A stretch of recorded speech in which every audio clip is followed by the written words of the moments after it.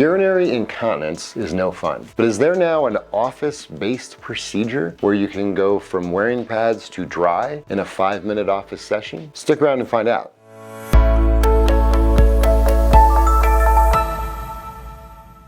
Urinary incontinence is the involuntary loss of urine. Now, this can happen when you're moving around or having some kind of a valsalva or stress. This is called stress incontinence. It can also happen from an overactive bladder. Stress incontinence occurs when there's some type of stress. I don't mean being stressed out. I mean some kind of stress in the body that increases the abdominal pressure, like coughing or sneezing, maybe lifting something heavy, trampoline, and urine loss occurs. The other type of incontinence is urge incontinence, where you have to run to the bathroom to get there on time, or getting up at night to go to the bathroom. These are two different types of incontinence and are treated very differently. We're going to talk about the first one, stress incontinence. Stress incontinence is very common. About 30% of women will experience this involuntary loss of urine at some point during their life. Now, conservative treatment options should always be attempted first, such as management of fluids, use of pelvic floor exercises or pelvic floor therapy, as well as medications. Some medications make incontinence more likely, some medications make incontinence less likely. The gold standard for the cure for the last 2.5 decades has been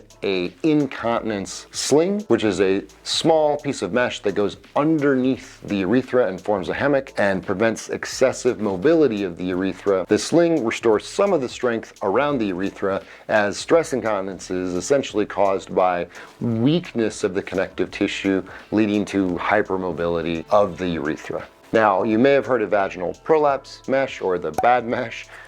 This is nothing to do with the stress incontinence slings, and you can check that information out in this video here. What about other options? So there is another procedure. It's very minimally invasive. There are no incisions. It's done through a small telescope that goes into the urethra and injects a collagen-like substance, causing the edges to coapt or come together, and results in resolving the incontinence or the leaking. Now, the bulking procedure can be done in the operating room under anesthesia, or it can even be done in the office, and in a 10-minute session, you can go from wearing pads to being dry without going to sleep. Now, bulking's been around for many years, but 3 years ago, the FDA approved a new bulking that involves a polyacrylamide, which is a collagen-like substance that makes it easier for the physician to place, more tolerable for the patient, with higher satisfaction rates and better outcomes. Myth busting. Myth number 1. Incontinence is just a part of aging. Although you are more likely to be incontinent as you age, it is not a natural part of aging.